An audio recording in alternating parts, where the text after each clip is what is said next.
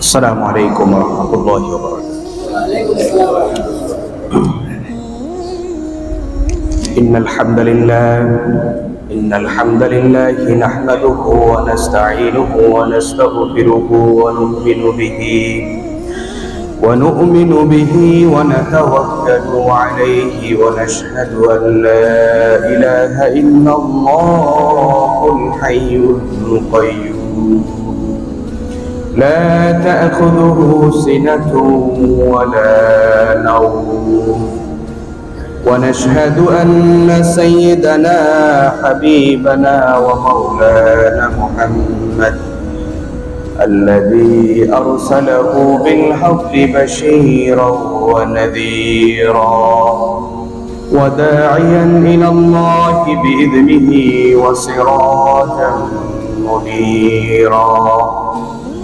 أما بعد فقد قال الله سبحانه وتعالى في كلامه المجيد فأعوذ بالله من الشيطان الرجيم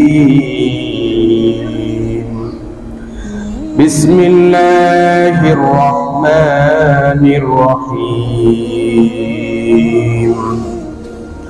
فلا تجعلوا مع الله إلها آخر فلا تجعلوا لله أندادا وأنتم تعلمون.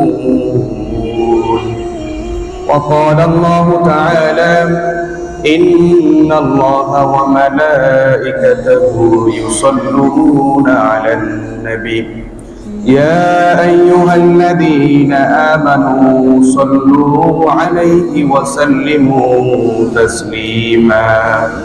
اللهم صل على محمد وعلى آل محمد كما صليت على إبراهيم وعلى آل إبراهيم إنك حميد مجيد. اللهم بارك على محمد وعلى آل محمد كما باركت على إبراهيم وعلى آل إبراهيم إنك حميد مجيد. মহান আরশের অধিপতি রব্বুল ইজ্জাত ওয়াল জালালের দরবারে লাখ কোটি শুকরিয়া আদায় করছি যে এই মহান মনিব আমাদেরকে পৃথিবীর শ্রেষ্ঠতম স্থান আল্লাহর ঘর মসজিদে এসে জুমার খুতবা শোনার জন্য আগে ভাগে উপস্থিত হওয়ার সুযোগ করে দিয়েছেন। সেই মহান মনিবের প্রতি অবনত মস্তকে সকলে বলে আলহামদুলিল্লাহ। দরুদ এবং সালাম প্রেরণ করছি সাইয়্যিদুল কায়নাত সাইয়্যিদুল আম্বিয়া ওয়াল মুরসালিন মুহাম্মদুর রাসূলুল্লাহ সাল্লাল্লাহু আলাইহি ওয়াসাল্লাম। সম্মানিত হাজিরিন, আমরা গত জুমায় তাওহীদ তথা আল্লাহর একত্ববাদ নিয়ে আলোচনা করেছি। আজকের জুমায় আমরা তাওহীদের একটি বিপরীত বিষয় নিয়ে আলোচনা করব। তাওহীদের বিপরীত বিষয় হচ্ছে শিরক। তাওহীদ অর্থ একত্ববাদ আর শিরক হচ্ছে অংশীদারিত্ব।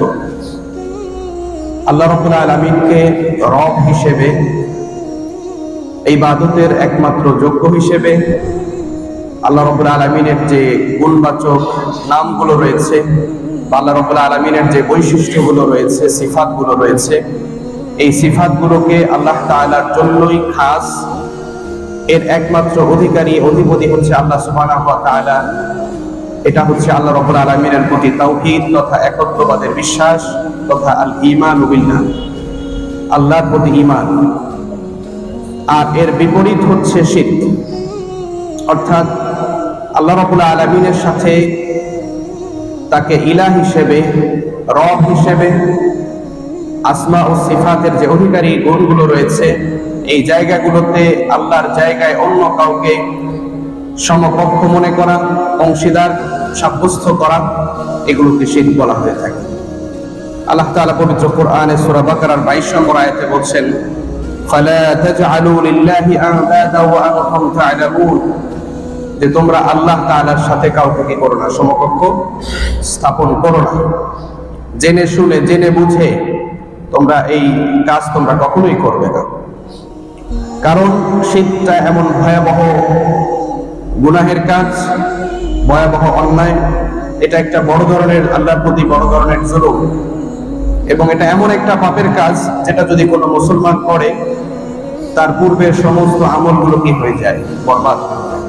আল্লাহ তাআলা বলছেন, লা ইন আশরাকতা লা ইয়াহবাতান্না আমালুকা ফালা তাকুনান্না মিনাল খাসিরিন, যে তুমি যদি শিরক করো তোমার আমলগুলো কি হয়ে যাবে, বরবাদ হয়ে যাবে, এবং তুমি কি হবে, ক্ষতিগ্রস্তদের মধ্যে তুমি অন্তর্ভুক্ত হবে। খাসিরিন আরবিতে লাভ ক্ষতি তথা ক্ষতিকে দুটি শব্দ দ্বারা ব্যাখ্যা করা হয়ে থাকে। একটি হচ্ছে লোকসান, নাকসুন বা লোকসান, যেটাকে আমরা বাংলা ভাষায় বলি লোকসান। আরেকটি হচ্ছে খুসরুন বা খুসরান, যেটাকে এটার অর্থ ক্ষতি, ক্ষতিগ্রস্ত হওয়া। তো এই দুইটা শব্দের মাঝে একটা বড় পার্থক্য রয়েছে। নোকসান বা নাকসুন শব্দের অর্থ মধ্য থেকে যেটা জানা যায় যে নোকসান মানে হলো একজন ব্যবসা করতে গিয়ে সে খুব একটা লাভ করতে পারে নাই, লস করেছে। আলু 40 টাকা কেজি ধরে কিনেছে, কিন্তু 45 টাকা কেজি বা 42 টাকা কেজি ধরে সে বিক্রি করতে পারে নাই। সে 40 টাকাই হয়তো বিক্রি করতে হয়েছে। এতে করে তার কি হয়েছে, তার লাভ হয় নাই, তার শ্রমের ক্ষতি হয়েছে, সে যে সময় দিয়েছে সময়টা ক্ষতি হয়েছে। এটাকে বলা হয় নোকসান বা লোকসান, আমরা কি বলি, লোকসান। আর খুসরান বা ক্ষতি, এটা এমন মারাত্মক বিষয় যে সে ধরেন একটা জায়গা থেকে পণ্য কিনে নিয়ে ব্যবসায়ের উদ্দেশ্যে বের হয়েছে, রাস্তায় সমস্ত মালামাল ডাকাতে সন্ত্রাসীরা কি করেছে, ছিনতাই করে নিয়ে গেছে। এখন তার সমস্ত পুঁজি কি হয়ে হারিয়ে গেছে। এটাকে আরবিতে বলা হয় খুসরান। এটাও ক্ষতি, লোকসানও ক্ষতি, খুসরানও ক্ষতি। তো আল্লাহ তাআলা এখানে বলছেন, ওয়ালা তাকুনান্না মিনাল খাসিরিন, তোমরা ক্ষতিগ্রস্ত, খুসরান হবে, ক্ষতিগ্রস্তদের মধ্যে অন্তর্ভুক্ত হয়ে যাবে। এর মানে হচ্ছে তোমার সমস্ত কি আমল কি হয়ে যাবে, বরবাদ হয়ে যাবে। এবং আল্লাহ তাআলা শিরকের গুনাহ কি করেন না, ক্ষমা করেন না। শিরক এবং কুফর এটা পরস্পরের সাথে জড়িত। কেউ যখন শিরক করবে, বড় শিরকের মধ্যে যখন সে নিপতিত হবে, তখন সে আলটিমেটলি কুফরের মধ্যে কি চলে গেল। আল্লাহ তাআলাকে অস্বীকার করা মানে ঈমান ভঙ্গের একটা কারণ। শিরকটা কি, ঈমান ভঙ্গের যে 10টি মৌলিক কারণ রয়েছে তার মধ্যে 1 নম্বর কারণই হচ্ছে কি, শিরক। আর শিরকু বিল্লাহ, আল্লাহর সাথে কি করা, শিরক করা। তো আল্লাহর সাথে এই শিরক করাকে সবচেয়ে বড় গুনাহ বা পাপের কারণ হিসেবে রাসূল করিম সাল্লাল্লাহু আলাইহি ওয়াসাল্লাম উল্লেখ করেছেন।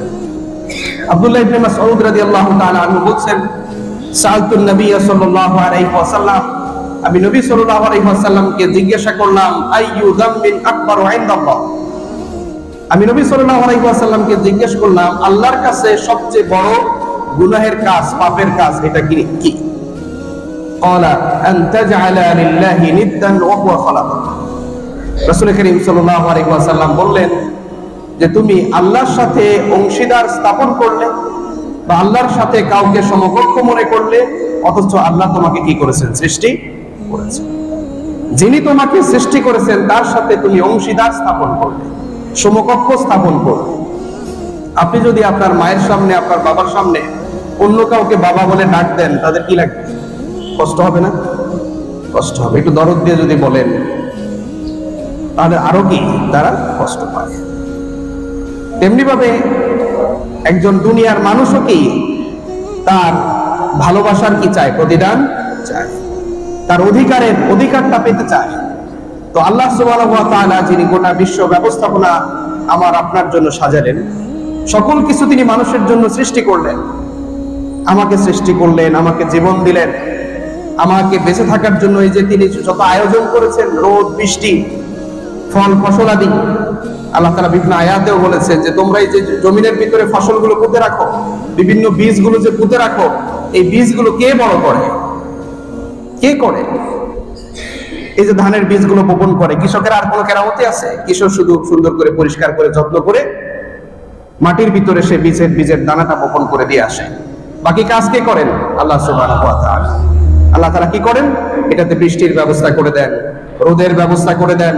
এই বীজ থেকে আস্তে আস্তে আস্তে আস্তে কি হয়, একটা শস্য দানায় বা শস্য গাছে রূপান্তরিত হয়। এই যে পৃথিবীর যত স্বাস্থ্যকর খাবার আছে সবই কি ন্যাচারাল। ডাক্তাররা সবসময় কি করে, কৃত্রিম খাদ্য, প্রক্রিয়াজাতকরণকৃত খাদ্যগুলোকে খেতে কি করে, অনুৎসাহিত করে যে ন্যাচারাল খাবার খাবেন, তাহলে শরীর কি থাকবে, সুস্থ থাকবে। আর এই ন্যাচারাল সমস্ত খাবার হচ্ছে কোথা থেকে আসে, আল্লাহ রাব্বুল আলামিনের সরাসরি হস্তক্ষেপের মাধ্যমে এই জিনিসগুলো কি হয়, উৎপাদিত হয়। সুবহানাল্লাহ।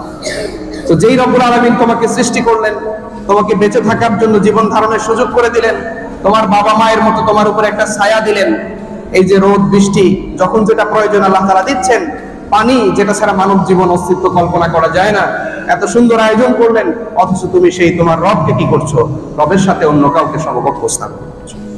এই আল্লাহর সাথে শিরক বা সমকক্ষ স্থাপন তিনটা পর্যায়ে, তাওহীদের যেমন তিনটি পর্যায় রয়েছে, তাওহীদের যেমন তিনটি প্রকার রয়েছে, শিরকেরও মৌলিকভাবে তিনটি কি রয়েছে, প্রকার। তার এক নম্বর প্রকার হচ্ছে আল্লাহ রাব্বুল আলামিনকে রুবুবিয়তের সাথে শিরক করা। রুবুবিয়ত কি, আল্লাহ রাব্বুল আলামিনকে রব হিসাবে স্বীকার করে নেয়, একমাত্র রব। এই রবের ব্যাখ্যা আমরা অনেক সময় করে থাকি কি, যে রব মানে হচ্ছে প্রভু। রব মানে প্রভু নয়, রব মানে প্রভু নয়, প্রভু বা মালিক এটা আমরা বলে থাকি, কিন্তু রব মানে যিনি আপনাকে সৃষ্টি করেছেন, খালেক। রব মানে যিনি আপনাকে সৃষ্টির পর থেকে এই যে মৃত্যু পর্যন্ত, জন্ম থেকে মৃত্যু পর্যন্ত যে সার্ভিস গুলো দিচ্ছেন, তিনি কি রব। সহজ ভাষায় বলতে পারি, যিনি দেন সব, তিনি হচ্ছেন রব। আমাকে যা কিছু দিচ্ছেন, তিনি আমাকে রব হিসেবে দিচ্ছেন। এই দেয়ার জায়গাটাতে আল্লাহ ছাড়া অন্য কাউকে স্থাপন করা যাবে না। আল্লাহর সাথে এই জায়গা যে অমুকে কি করেন, অমুকের কাছে গেলে তিনি কি করতে পারেন, সন্তান দিতে পারেন। বিভিন্ন জায়গায় মাজারগুলোতে যায়, মাজারগুলোতে মানুষ কি জন্য যায়, কি জন্য যায়, এই সমস্ত কারণেই যায় যে উনি একটা উলিয়া, ওনার কাছে গেলে কি হবে, উনি আমাদেরকে আল্লাহর কাছে কি সুপারিশ করবেন। অথচ উনি কি অবস্থায় আছে উনি নিজেও জানেন না, বা আমরা জানি না তিনি কি অবস্থায় আছেন, তিনি নিজেই ভালো আছেন কিনা, তিনি নিজের অবস্থায় কি, এটা আমরা জানি না। অথচ মানুষ কি করে, এরকম ভাবে অন্যের কাছে যায়, সন্তানের জন্য যায়, সন্তান হয় না সেখানে যায়, নির্বাচনে ভোটের জন্য কি করে সেখানে যায়, আগে দেখবেন ওখান থেকে শুরু করে, মাজারগুলোতে যায়, শাহজালাল মাজারে যায়, অমুক তমুক জায়গায় যায়, সেখানে গিয়ে কি করে, নির্বাচনী কার্যক্রম শুরু করে। কেন, যে উনি কি করবেন, ওনার বরকতে আমার নির্বাচনী ব্যবস্থা কি হবে সুন্দর, দোয়ার জন্য যায়। এরকম ভাবে বিভিন্ন ভাবেই আমরা চাওয়া পাওয়া বিভিন্ন জায়গায় কি আমরা সেখানে স্থাপন করি। কখনো কখনো এই শীটগুলো অনেক বড় আকার ধারণ করে, কখনো কখনো এই শীটগুলো ছোট আকারেও হয়ে থাকে।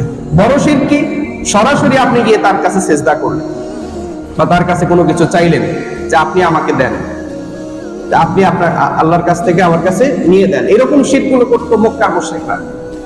মক্কার মুশরিক কাফের যারা ছিল, তারা এটা বিশ্বাস করতো যে আল্লাহ কি আছেন, তারা কি আল্লাহ আছে, আল্লাহকে রব হিসেবে তারা মানত, রব হিসেবে তারা মানত, রবের বহু বৈশিষ্ট্য তারা মানত। পবিত্র কোরআনের বহু আয়াতে এভাবে আসছে যে আপনি যদি তাদেরকে জিজ্ঞেস করেন মান খালাকাস সামাওয়াতি ওয়াল আরদ সায়াকুলুনা আল্লাহ, যে আপনি যদি তাদের জিজ্ঞেস করেন এই যে আসমান জমিন এই যে ব্যবস্থাপনা, এটা কে সৃষ্টি করেছে, সায়াকুলুনা আল্লাহ, তারা বলবে যে আল্লাহ সৃষ্টি করেছে। তারা কি আল্লাহকে রব হিসেবে, সৃষ্টিকর্তা হিসেবে কি করত, বিশ্বাস। কিন্তু তারা মনে করত যে এই রবকে বা এই আল্লাহকে পাওয়ার জন্য কি লাগবে, বিভিন্ন মাধ্যম লাগবে, কোন মাধ্যম ছাড়া কি করা যায় না, আল্লাহকে পাওয়া যাবে না। তারা বলতো মা না'বুদুনা ইলাল্লাহ, মা না'বুদুহুম লিয়ুকাররিবুনা ইলাল্লাহি যুলফা। তারা বলতো যে আমরা কেবলমাত্র তাদের ইবাদত করি, উপাসনা করি, কেন, তারা আমাদেরকে আল্লাহর কাছে পৌঁছায় দিবে। নাউজুবিল্লাহ। এটা মক্কার কাফেরদের ঈমান ছিল, তাদের বিশ্বাস ছিল যে তারা আমাকে আল্লাহর কাছে পৌঁছাইয়া দেবে। তো আমাদের এই বর্তমান সময়েও আমরা দেখছি যে বহু মানুষ তারা কি মনে করে যে অমুকরে না ধরলে আল্লাহকে পাওয়া যাবে না, এরকম পীর ধরে। আবার এই পীরেরা খুব সুন্দর সুন্দর তাদের কায়দা স্থাপন করে দিয়েছে। কিরকম কায়দা, যেমন একটা কায়দা বলে এইভাবে, যার পীর নাই তার পীর কি শয়তান, যার পীর নাই তার পীর শয়তান। মানে পীর ছাড়া আল্লাহর কাছে পৌঁছানো যাবে না। এরকম বিভিন্ন জায়গায় তারা কি করছে, অলিয়া স্থাপন করছে। অথচ আল্লাহ রাব্বুল আলামিনের ওলি হওয়ার জন্য ওলি হওয়ার চেয়ে সহজ কাজ আর তারা বিভিন্ন গল্প শোনায়। কিরকম গল্প শোনায়? বানায়। তারা গল্প বানায় এভাবে যে ইব্রাহিম আদহাম বাদশাহ সে কি করেছে, সে একদিন রাতে ঘুমের মধ্যে স্বপ্ন দেখছে। কি স্বপ্ন দেখছে? সে স্বপ্ন দেখেছে যে তার প্রাসাদের ছাদের উপরে একজন লোক কি করছে, তার হারানো গরুটা খুঁজতেছে। ইব্রাহিম আদহাম বাদশাহ সে তার ছাদের উপরে কি করছে, গরু খুঁজতেছে, বা তার একটা পশু হারিয়ে গেছে, এটা বাদশার ছাদের উপরে সে খুঁজতেছে। বাদশাহ জিজ্ঞেস করলেন, এই তুমি কি পাগল? তোমার গরু হারাইছে, বাদশার প্রাসাদের ছাদের উপরে গেলে কি গরু পাবে? তখন লোকটি বলল যে আপনি এই রাজপ্রাসাদে বসে আল্লাহর ওলি হতে পারবেন? রাজপ্রাসাদে আল্লাহকে পাওয়া যাবে না। আপনাকে আল্লাহকে পাইতে হলে আপনাকে জঙ্গলে যেতে হবে। কোথায় যেতে হবে? জঙ্গলে যেতে হবে। সেখানে আপনি সব এই দুনিয়ার সমস্ত কিছু ছেড়ে একমাত্র ধ্যান মগ্ন হয়ে আল্লাহর কি তপস্যা করতে হবে। এরকম মানে বিভিন্ন ধরনের মুখরোচক বা মনের ভিতরে নাড়া দেয় নানা রকম যুক্তি তারা উপস্থাপন করে কি করে মানুষকে ভুল পথে পরিচালিত করে। তাদের এটা একটা business, on kind of business. তবে হ্যাঁ, আমি বলবো না এক বাক্যে যে বাংলাদেশের সকল পীরই কি এরকম সিস্টেমে চলছে, এরকম না। বেশিরভাগ এরকম কি, বেশিরভাগ হয়তো 10% 5% আছে তারা এই জাতীয় উদ্দেশ্যে তারা পীর মুরিদ এই কাজগুলো তারা করছে না। তারা পীর এটা ফার্সি শব্দ, এর অর্থ হলো যিনি শিক্ষক, ওস্তাদ যিনি। তার কাজ কি? তার কাছে কেন যাবে? তার কাছে যাওয়ার উদ্দেশ্য হবে কি? দিন শেখার জন্য। ওস্তাদের কাছে কেন যায়? দিন শিক্ষার জন্য। আল্লাহকে কিভাবে পাওয়া যাবে এই পদ্ধতিটা উনি শিখাই দিবেন। উনি কি করবেন? শিখাই দিবেন। আপনি যদি আল্লাহর ওলি হতে চান, আল্লাহর ওলি হওয়ার জন্য এত মাধ্যম ওসিলা এগুলোর প্রয়োজন নাই। আল্লাহকে আমরা অনেক সময় কি মনে করি? দুনিয়ার মন্ত্রী, মিনিস্টার এরকম কি মনে করি। নাউজুবিল্লাহি মিন যালিক। যেমন বাংলাদেশের কোন উপদেষ্টা অথবা মন্ত্রীর কাছে যদি আপনি যেতে চান, বসতে চান, ডাইরেক্ট গেলে আপনি ওখানে ঢুকতে পারবেন? ঢুকতে পারবেন না। কি লাগবে? আপনার আগের থেকে একটা অ্যাপয়েন্টমেন্ট নিতে হবে। কি নিতে হবে? অ্যাপয়েন্টমেন্ট। এই অ্যাপয়েন্টমেন্ট নেওয়ার জন্য আপনাকে বহু রাস্তা ধরতে হবে। আপনার এলাকার মেম্বারের কাছ থেকে জানতে হবে যে কি কেমনে ওখানে যাওয়া যায়। মেম্বার বলবে যে আমার কি নাই, আমি ওই স্তরের পীর সাহেব না। আপনি যান, এটা যেতে হবে কার কাছে? চেয়ারম্যানের কাছে যান। উনি হয়তো কোনো রাস্তা দিতে পারবেন। উনি এমপি সাহেবের সাথে সরাসরি অনেক সময় কথা বলে। চেয়ারম্যানের সাথে যাওয়ার পরে চেয়ারম্যান সাহেব নানা রকম ফন্দি ফিকির করার পরে, নানা রকম কিছু করার পরে সে উনি কি করবেন? উনি হয়তো বা ফোন দিবেন ওইখানকার পিএ। ডাইরেক্ট হয়তো এমপি কেও পাবেন না, মন্ত্রীকে ফোন দেওয়ার হয়তো সুযোগ নাই। বলে দিচ্ছে যে আমাকে ডাইরেক্ট ফোন দিবা। আমি কখনো ব্যস্ত থাকি, কখনো এই কাজে সেই কাজে থাকি, আমাকে ডাইরেক্ট ফোন দিবে। আমার পিএ কে ফোন দিবে, পিএ কি করবে? সে ধরায় দিবে। তো এভাবে একজন দেশের সাধারণ এমপি, মন্ত্রী, তাকে পাওয়ার জন্য এত পথ অতিক্রম করতে হয়। তাহলে আল্লাহ রাব্বুল আলামিন যিনি এমপি, মন্ত্রী, মিনিস্টার, তাদের সবার সৃষ্টিকর্তা, বিশ্ব জগতের সৃষ্টিকর্তা, এই সব কিছুর মালিক, তাকে পাওয়ার জন্য কি মাধ্যম লাগবে না? খুব যুক্তিপূর্ণ কথা নাকি? অনেক যুক্তিপূর্ণ কথা না? অনেক যুক্তি দিয়ে সে উপস্থাপন করেছে। এইভাবে কি করে আমাদের দেশের এইরকম যারা ভণ্ড, যারা শিরকি কর্মকাণ্ডে লিপ্ত আছে, তারা মানুষের সামনে এরকম নানা রকম উদ্ভট যুক্তি কি করে উপস্থাপন করে। সাধারণ মানুষ, এরা মানুষকে ইসলাম শিখায় না, এরা মানুষকে ইসলাম শিখায় না। তারা এমন ভাবে উপস্থাপন করে যে আমাদের কাছে আসবা, তুমি সারা জীবন যাই করো না করো, এখানে কিছু হাদিয়া তোফা দিবা, এখানে কিছু করবা, করলে তোমার নামে একটা মিলাদ দিয়ে দিব, অথবা তোমাকে কি করব, তোমার জন্য দোয়া করে দিব। এরপরে তুমি কি হইবা?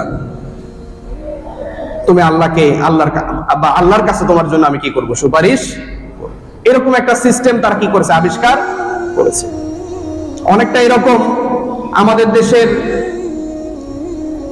ডায়াবেটিস একটা কি গুরুত্বপূর্ণ সমস্যা নাকি? এটাকে রোগও বলে, আবার কেউ বলে না রোগের চেয়ে এটা একটা বড় ধরনের শারীরিক সমস্যা। এটা শরীরের একটা সেল জনিত সমস্যা, যেখানে মানুষের শর্করা জাতীয় যে বিষয়গুলো এটাকে হজম করতে পারে না, এই রাস্তাগুলো কোষগুলোকে সংকীর্ণ করে ফেলে। তো এটার জন্য এই সমস্যা বাংলাদেশের বহু মানুষে কি এই সমস্যায় আক্রান্ত। অনেক যুবক, অনেক বয়স্ক, বা ডাক্তার অনেক সময় বলে থাকে যে যাদের কি পূর্বের বংশগত কি আছে এর প্রভাব অনেক সময় থেকে যায়। তো এই ডায়াবেটিস একটা বড় সমস্যা। এখন একজন ডাক্তারের কাছে গেছে, ডাক্তার সাহেব বলে দিচ্ছে যে কি করতে হবে, যে ডায়াবেটিসকে খুব সিরিয়াসলি নেওয়ার কিছু নাই। ডায়াবেটিস বরঞ্চ আপনাকে সুস্থ রাখতে কি করবে, সহযোগিতা করবে। আপনার কি করতে হবে, খুব ওষুধপত্র খাওয়ার প্রয়োজন নাই।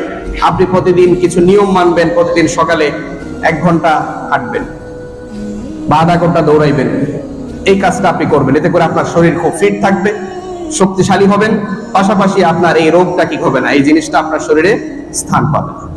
2 নাম্বার কি করবেন, আপনি কিছু খাবার এখন থেকে চেক দিতে হবে। আপনি ভাত কম খাবেন, সর্বোচ্চ কম খাবেন, শর্করা জাতীয় খাবার কি করবেন কম, কার্বোহাইড্রেট জাতীয় যে খাবারগুলো আছে এগুলো খাবেন না, মিষ্টি জাতীয় খাবার এগুলো খাবেন না। বিশেষ কিছু জিনিস নিষেধ করে দিবে যে এগুলো খাওয়া যাবে না। শাকসবজি এগুলো বেশি খাবেন, বা শরীরে এনার্জি ফুড কিছু আছে যেগুলো ন্যাচারাল, এগুলো খেতে পারেন, অসুবিধা নেই। তো এই ধরনের কিছু ফর্মুলা তাকে দিয়ে দিল, ওষুধ দিল না, কি দিল না, ওষুধ দিল না। এরকম একজন ডাক্তার, প্রথম ডাক্তার তাকে এই নসিহা দিল।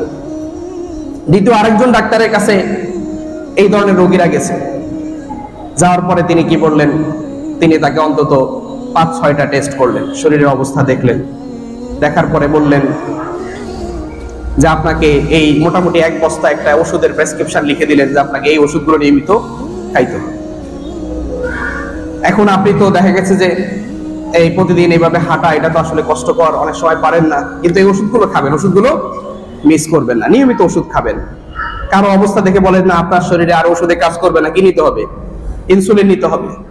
এরকম নানা রকম প্রেসক্রিপশন দিয়ে তাকে কি করে, বিদায় দিয়ে দেয়।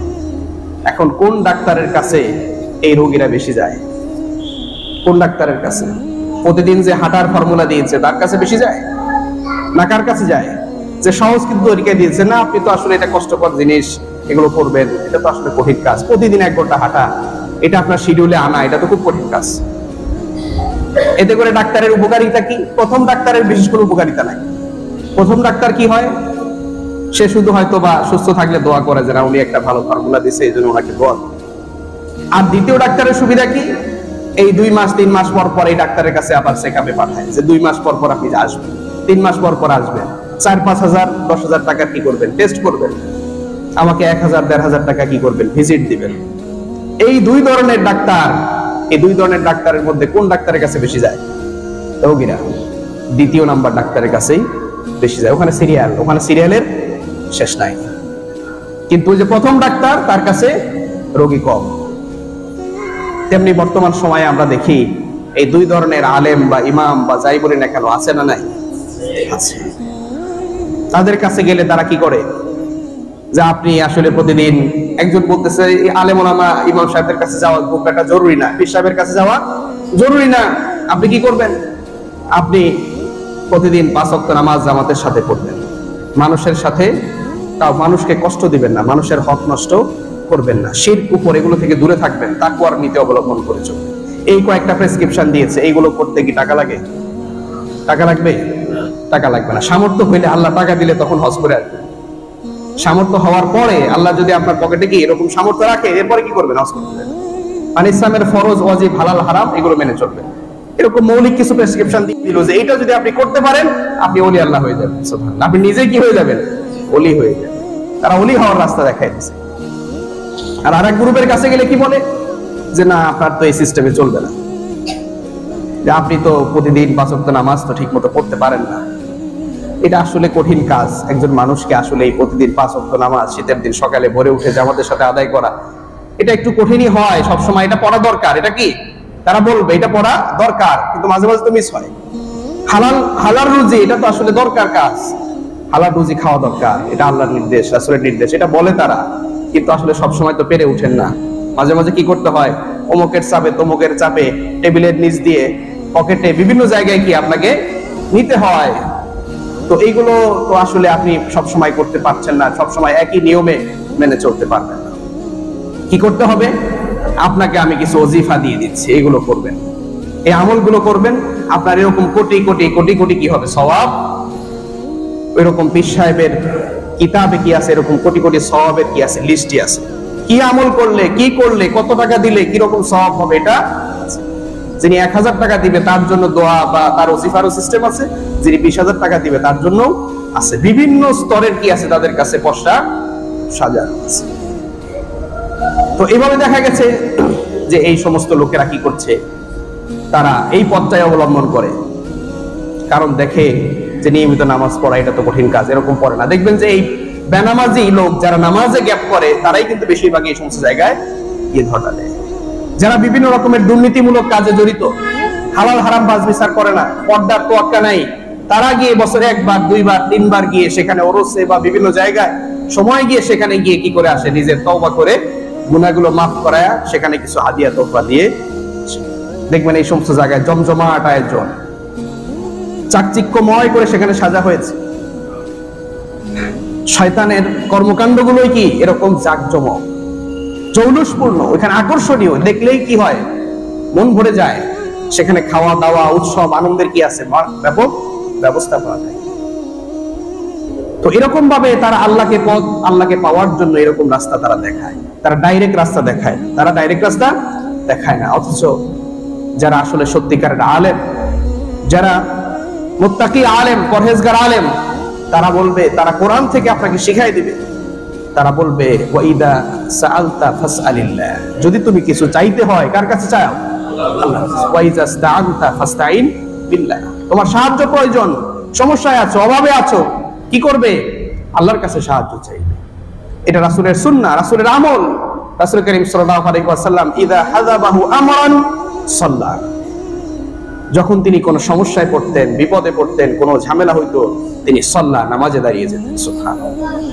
এই সিস্টেমটা তারা শেখায় না যে তুমি নামাজ পড়ো, মুত্তাকি তাকওয়ার নীতি অবলম্বন করে চলো, সর্বদা আল্লাহকে ভয় করে চলো।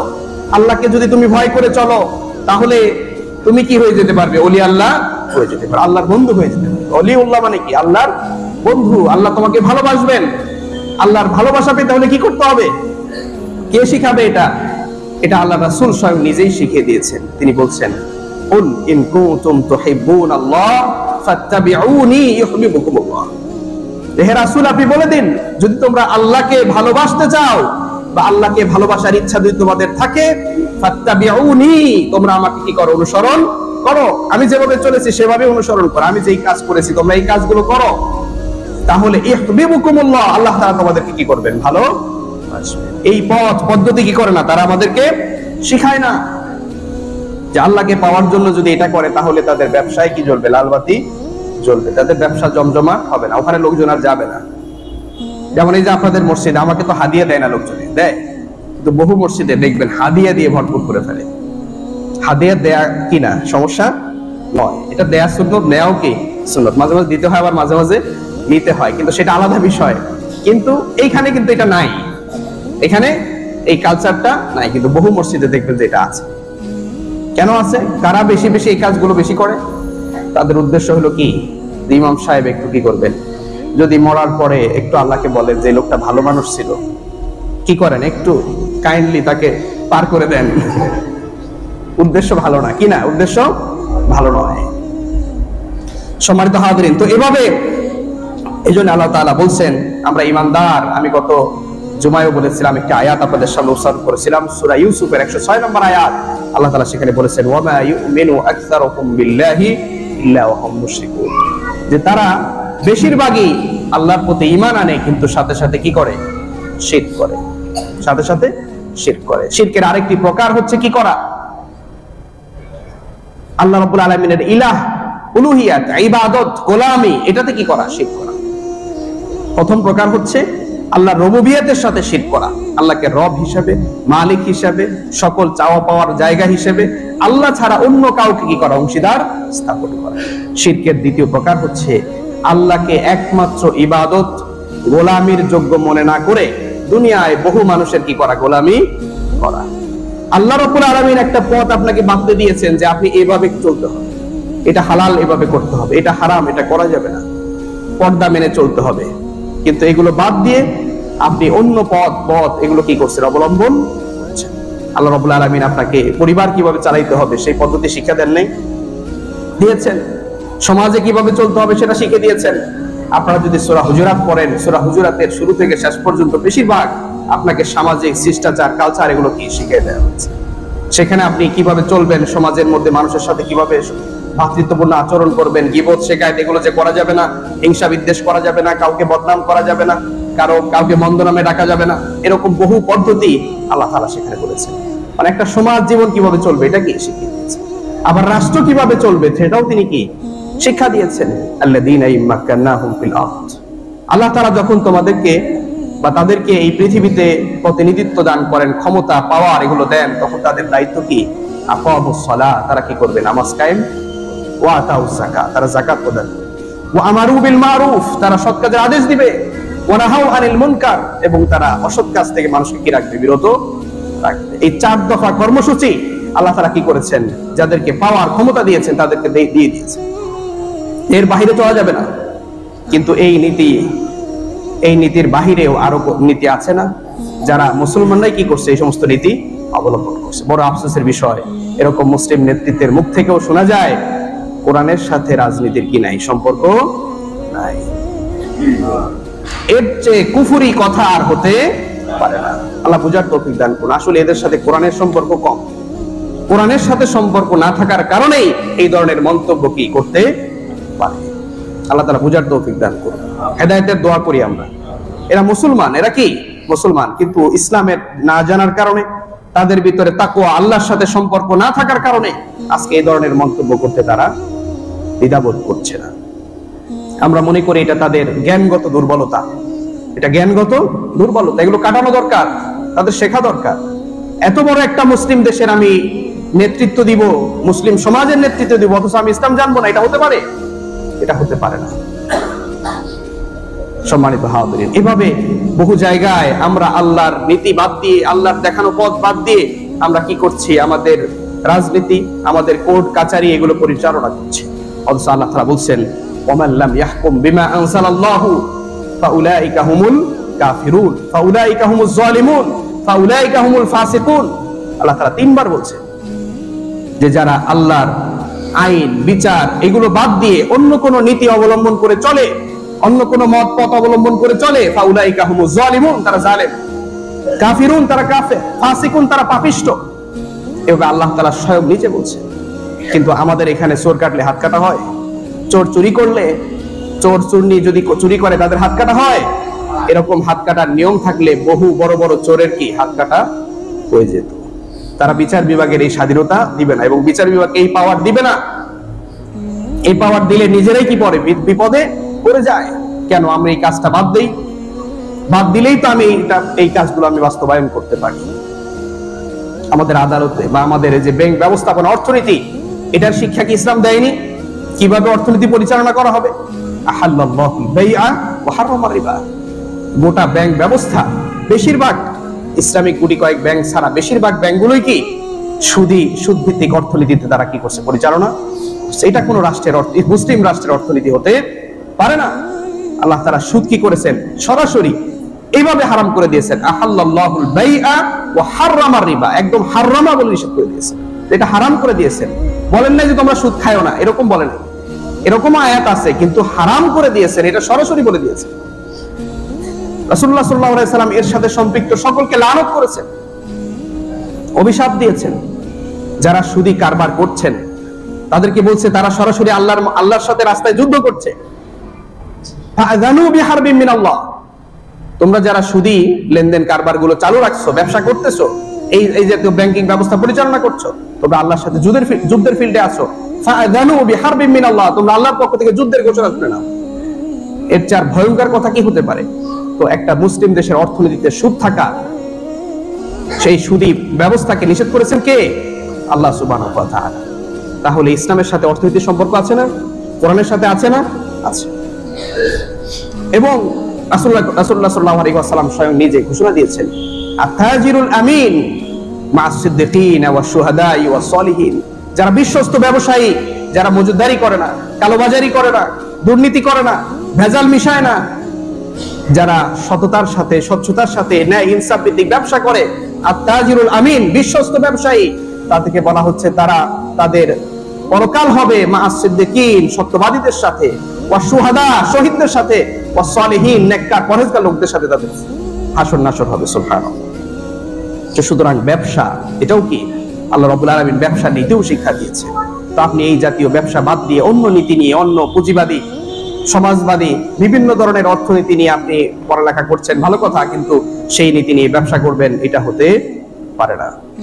তো এভাবে আমাদের ইবাদতে, আল্লাহর গোলামিতে, গোলামির বিভিন্ন কি রয়েছে জায়গা রয়েছে। ব্যক্তিগত জীবনে যেমন গোলামি রয়েছে, যেমন আপনি নামাজ পড়বেন, এটাও একটা ব্যক্তিগত ইবাদত। আবার সমাজের মানুষকে, সমাজে নামাজ কায়েম করবেন, এটা একটা সামাজিক ইবাদত। এটা কি সামাজিক, যে আপনারা এক জায়গায় হয়েছেন, সমাজের মানুষেরা কি এক জায়গায় হয়েছেন, জামাত নামাজ, এটা একটা সামাজিক ইবাদত।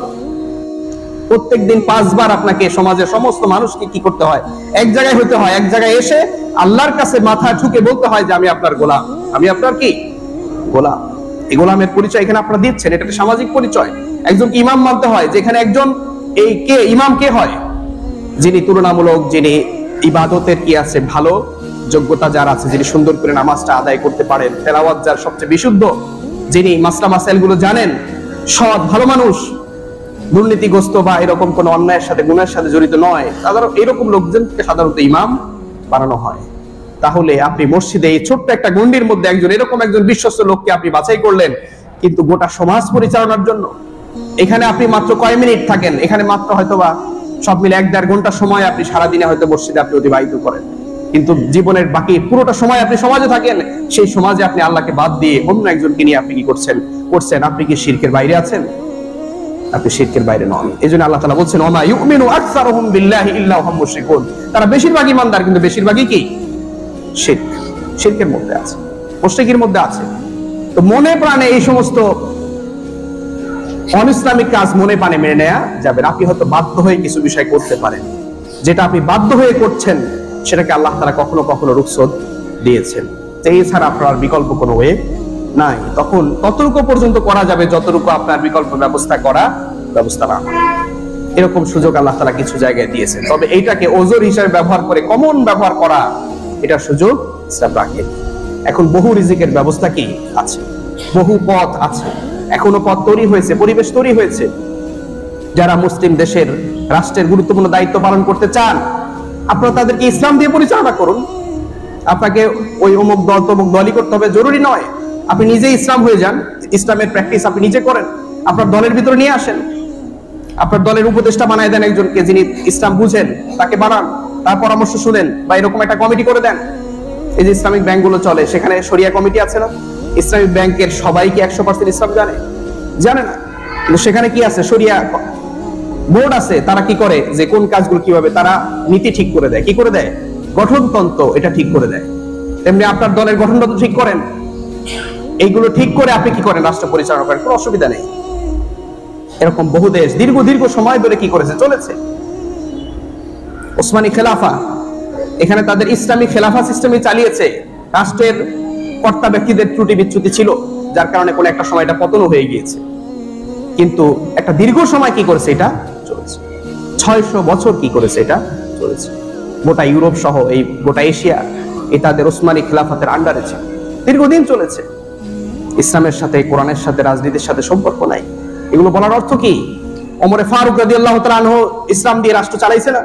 আবু বকর সিদ্দিক রাদিয়াল্লাহু তাআলা ইসলাম দিয়ে রাষ্ট্র চালিয়েছেন না? আলী, ওমর ইবনে আব্দুল আজিজ রাহিমাহুল্লাহ, ওনারা ইসলাম দিয়ে রাষ্ট্র চালাইছে না? ওনাদেরকে বলা হয় খুলাফায়ে রাশিদিন আল মাহদিন, সুপথপ্রাপ্ত খলিফা।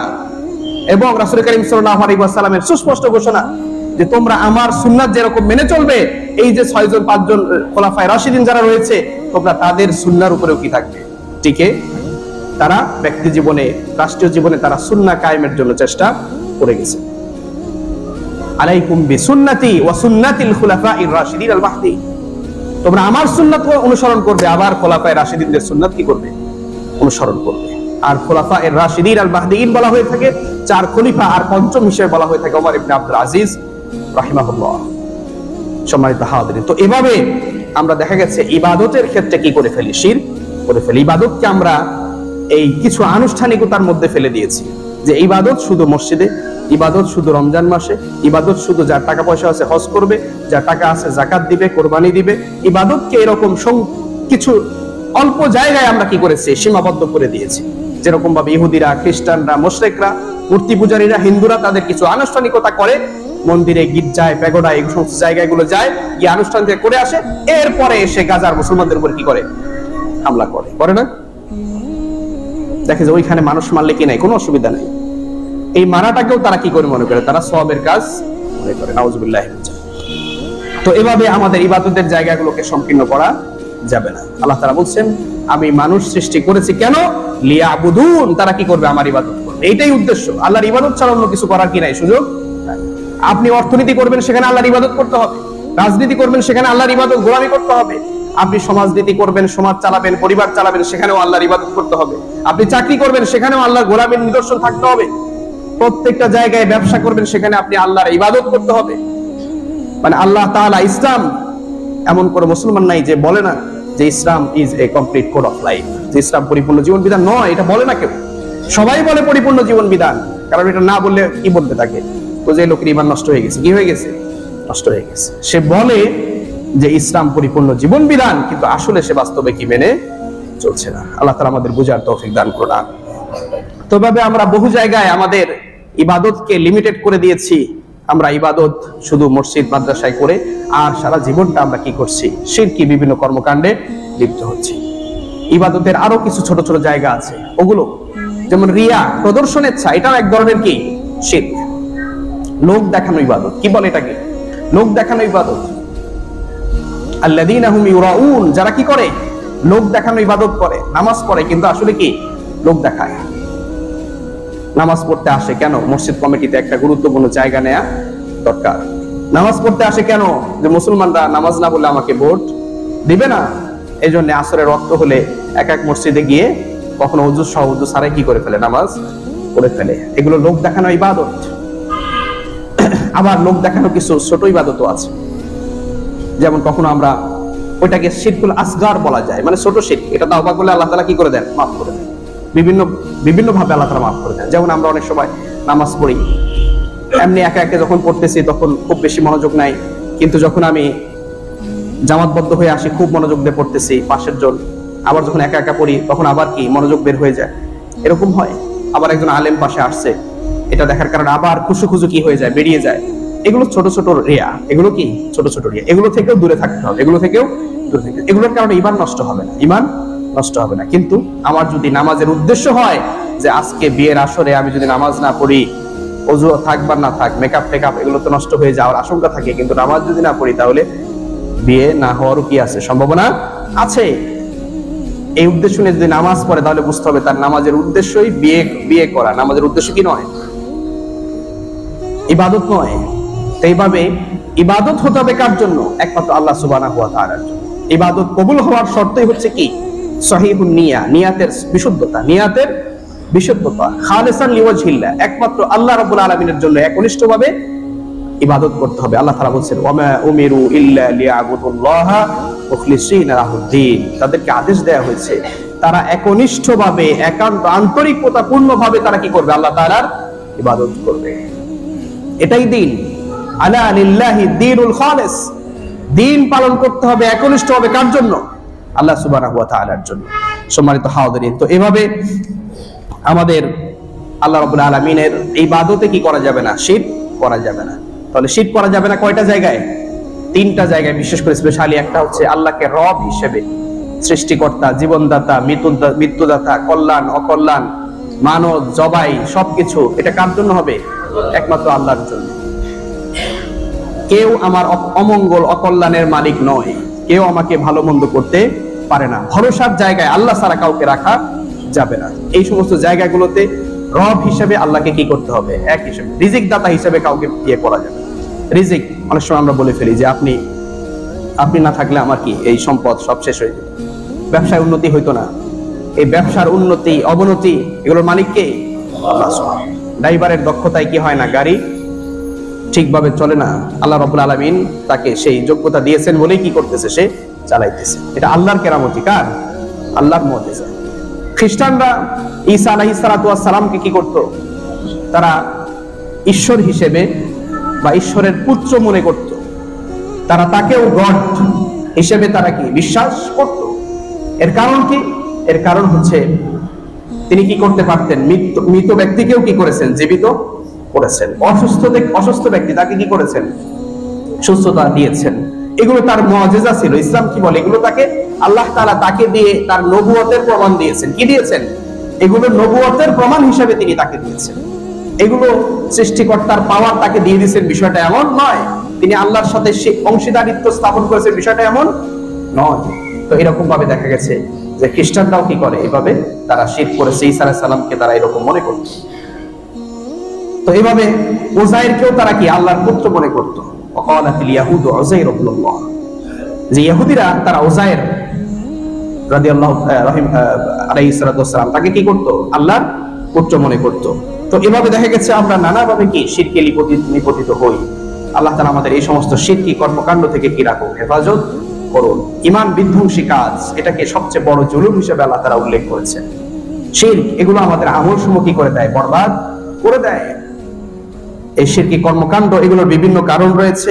আজকে আমরা শিরকের সবগুলো কারণ আজকে বলতে পারবো না। আগামী জুমা ইনশাআল্লাহ আমরা শিরকের যে আরো বিষয় রয়েছে, বিশেষ করে আমাদের সমাজে প্রচলিত কিছু শিরক যেগুলোকে চোখে আঙ্গুল দিয়ে দেখানো দরকার, তো আমরা চেষ্টা করব সেই বিষয়গুলোকে আগামী জুমায় উপস্থাপন করার জন্য। আল্লাহ তাআলা আমাদের তৌফিক দান করুন। আমিন। ওয়া আখিরু দাওয়ানা আলহামদুলিল্লাহি রাব্বিল আলামিন।